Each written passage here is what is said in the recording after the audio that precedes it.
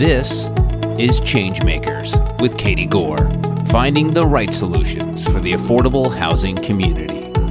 Welcome back to my conversation with ChangeMaker Treger Strasberg, the founder and CEO of Humble Design, a national nonprofit whose mission is to change lives by furnishing the homes of families and veterans emerging from homelessness free of charge. So, Treger, we've talked about your inspiration for your organization and the impact it's having today, but let's go into the geographic impact it's having. You said you were in 5 cities, correct? Correct, yeah. What were those again you mentioned? Chicago, Seattle, Detroit? San Diego, and Cleveland. I'm sure you know exactly the next question I'm getting ready to ask. And it's part of the proof of concept. Are you looking to expand in other cities, or are you wanting your message to get out so other cities know how to roadmap this? What's the plan here strategically? So we realized a while ago that there's no ego behind this. If somebody wants to help and somebody wants to do this program, I have what's called founder meetings at the end of every month where we get together on Zoom and I will talk people through how to do this out of their garage. One of the daunting things that I realized is that Humble Design is a logistics company. We do nonprofit work. We provide furnishings and dignity and hope, but we also run the largest warehouses with the most amount of stuff, 8 million pounds of furniture a year. Like, it's insane the amount of logistics. And that's why this program actually didn't start before. There's no program like this across the country. Because once you realize that you have to run giant warehouses with trucks coming in and out and people organizing donated furniture, I will say to your listeners that a lot of people ask me where the furniture comes from. It comes from you. All of our furniture is donated. We don't buy anything. And when you then get into a community and you say, oh my gosh, where is this furniture going to come from? And then you realize in 3 years, we have more furniture than we even know what to do with. People are dying to get rid of their furniture and it's not recycled. It's the number one thing that's not recycled in that goes to the dumps. The average life of a coffee table right now is 3 years, whereas after World War II, it was you held onto your coffee table longer than you held onto your husband. So the amount of furniture and the amount of logistics that this takes can be daunting for people who want to start it. So my always suggestion is, if you want to do this, let me show you how to do it like I did it out of my garage, because I'm never going to stop you from helping your neighbors. But if you do want us in your city, it is a undertaking that we're prepared to do at Humble Design. We have built a strategic plan about how to grow, and the good news is that the bigger we are, the less we cost. But I will say that in every city, we have capacity to do so many more families. There are hundreds of families per week that need our service that we're not able to get to. So wouldn't it be wonderful if we had the ability to take where we are in scale and then bring it to every other community that needs us? You mentioned the logistics here. And how do you go about partnering in the community? I mean, obviously, you mentioned the social workers. As soon as they know your number, they were calling and you had a waiting list. But what other partners in a community are with you as you were moving forward? Or did you just kind of do it on your own for so long, you became the single source there? Well, warehousing and trucking is our number one item on our budget that needs addressing. And so U-Haul provides the trucks for us, which is an amazing partnership in each of our 5 cities. And then they provide warehousing in one of our 5 cities, but we always look for partners that can help us look for that warehouse. So if we were to start up in a new city, the first obstacle is tackling the warehouse space. And then after that, the partnerships that we've made are partners that understand the power of home and the power of a dignified home. And what we do with Clorox, with Progressive, all of our corporate partners, and then all of our individual donors, is we have them come down, or their employees come down to a home, and they get to spend the day rolling up their sleeves, furnishing the home, moving the furniture in, hanging all the artwork, and then watching the family come home and see that reaction. And I think that the service that we offer to the community and why we've had such successful partnerships is there are very few opportunities to see the direct impact of a day of work for somebody who is experiencing homelessness. And that also has been able to spread the idea of like homelessness isn't what we think. When I met my friend the first day, I had an idea of what homelessness was that she blew out of the water. And very few people in this country, when talking about homelessness, talk about it in a way that's empathetic to the people who are experiencing it because they don't really understand who it is. It's our neighbors, it's our moms, it's our dads, it's our friends. It's not what we're encountering on the street. So partnerships are incredible. Back to the question, partnerships are incredible and we couldn't do it without them. But we also like to provide that ability and service to the people who we're partnering with so we can offer them an opportunity to come down and get their staff involved and get their hands dirty and feel like they've made a difference in someone's life. I absolutely love that. And there's nothing better than demystifying who is in this time of need and not focusing on why they're there. And it's just this human factor that I think we're all moving about and detached from. So a beautiful connection there that you guys are doing. Thank you. Yeah, we changed our tagline to togetherness to end homelessness because we realized it's not just a service we're providing for our clients. It's not just furniture. We're providing a service for our donors who want to be more engaged and feel helpless when they look at the homeless problem and don't know how to help. And I love going down to the houses. I have been, gosh, doing this for 14 years. And sometimes I forget because I have to do so much work behind the scenes, organizing 5 cities that this day you get to go down and see the family is so impactful. And I'm embarrassed to say that I have cried every single time, but I just can't help it. It is so wonderful to see so much relief and so the community coming together to offer that it is really, it's hard to explain until you've experienced it. So if someone's listening to this and on the edge of their seat saying, I want to be the change maker, I want to be the new furniture lady in my city. Housing authorities can replicate this, cities can do it, nonprofits can do it, or the furniture lady or man can do it. What do you tell them to get started?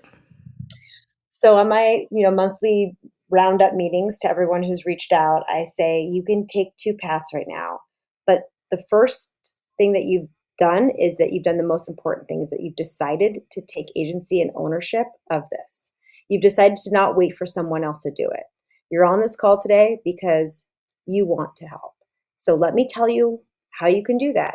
If you want to gather furniture with your friends, keep it in your garage, call a homeless shelter and say, I have a bunch of furniture for a 2-bedroom house. Who do you have that needs it?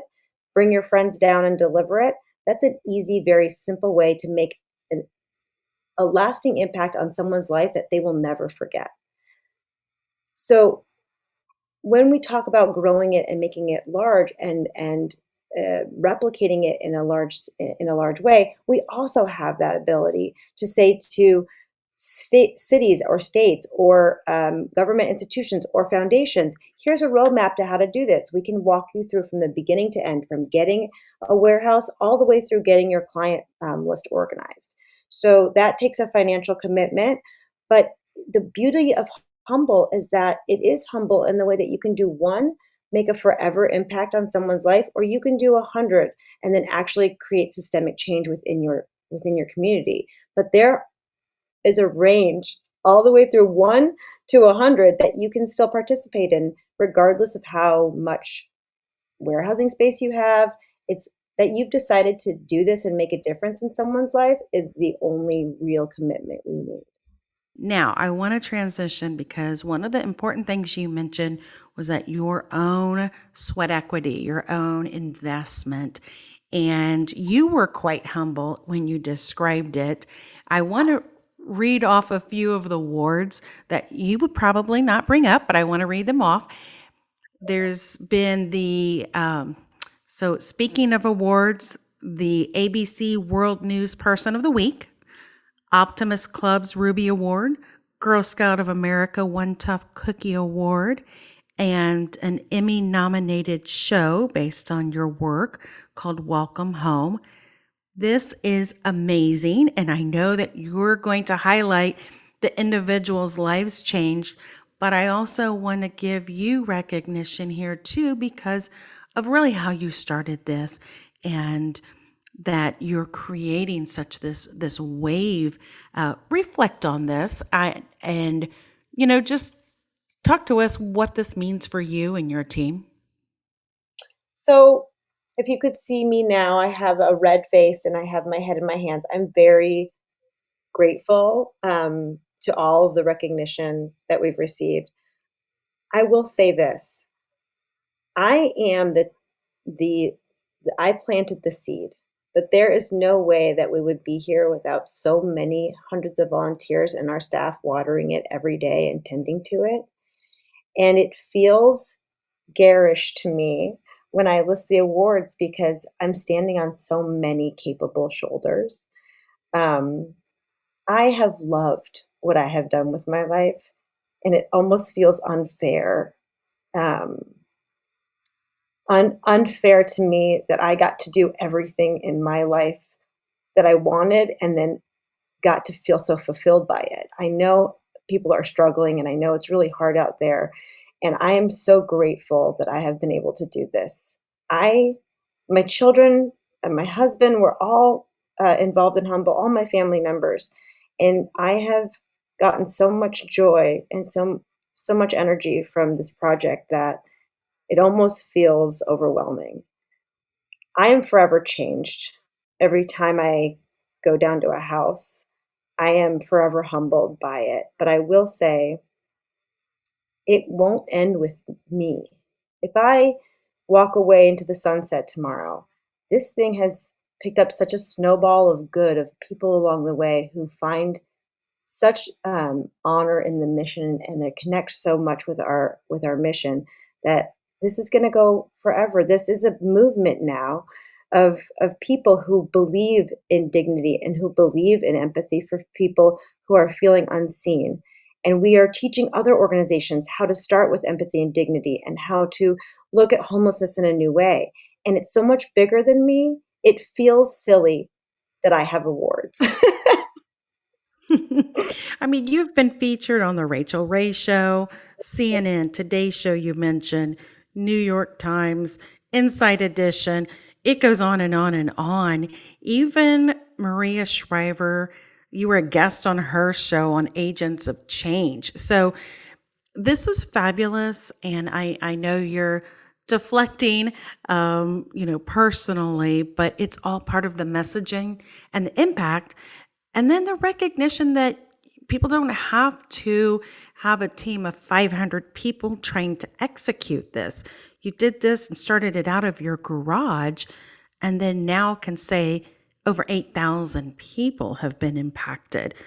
So, seed planting was the perfect word, and we're hoping that people are listening to this and your message and can make that jump over the fear and move forward in their communities. I mean, reach out to us, reach out to me. I'm so excited, as you can see, obviously, to talk about this and how we can all work together to get this done. And then also, if there are people listening who think that this is a good thing that they would want their company to be involved in, we love getting all of the employees together for these days of service. And we can find a way to get everybody who's interested around the country involved in some way. Also, I will say that when I'm feeling really overwhelmed by the news, or I turn on the news and I read the newspaper and I'm feeling overwhelmed, when you come down to our warehouse, there is a community of people that will restore your faith in humanity.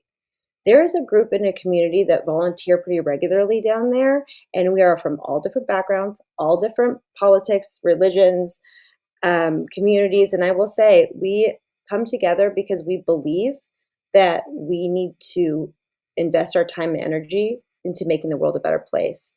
And they don't get enough recognition. I know that what we see on the news all the time, it feels very daunting. But there is a whole group of people out there waiting for you to restore your faith. And I'm going to make another plug for you. You're a nonprofit, so I'm assuming that people can donate to your nonprofit as well. We need, just like any other nonprofit, we have overhead and we have a budget and we have to pay our staff, and we believe in paying a living wage so we don't create the problem that we're trying to solve for. But we also count on volunteers, but monetary donations are how we run and how we keep our doors open. So are very appreciative of those. One last question and thought I want to follow up on. I'm not sure I've had an Emmy nominated hostess on my podcast, so you're probably the first.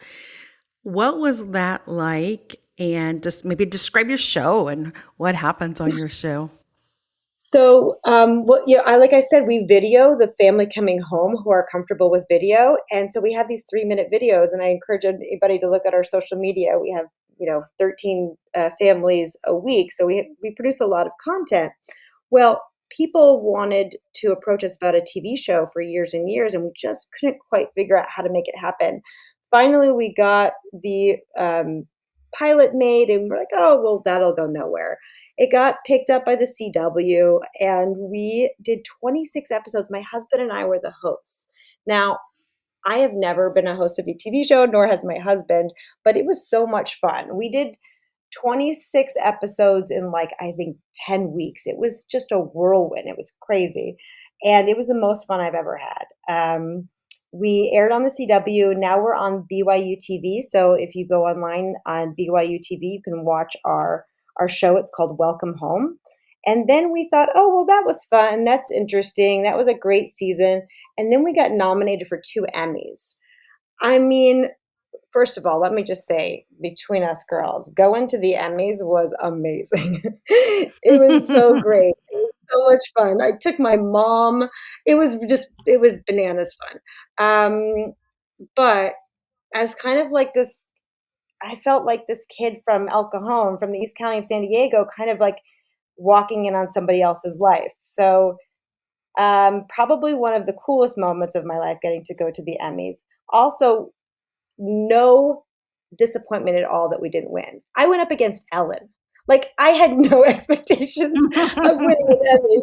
You know how they say, oh, it's just an honor to be nominated. Honestly, it was incredible to be nominated, and I got to live out my dream of putting on a dress and going to the Emmys, which was great.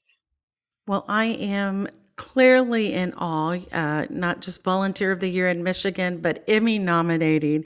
What a great way to really amplify your voice and what you're doing.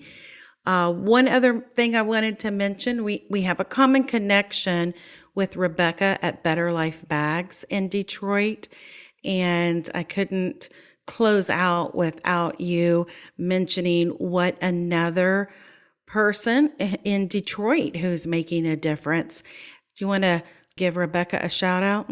Yeah, amazing. So we have people who make cleaning kits or kitchen kits or things that our families need that we can just pick up and bring down. Amazing programs like hers who really help us, and they want to connect with families who are struggling. And really, it is amazing the amount of impact that has. And the way that the family reacts to what she gives is pretty overwhelming. I know that you're a big fan. I'm a big fan too.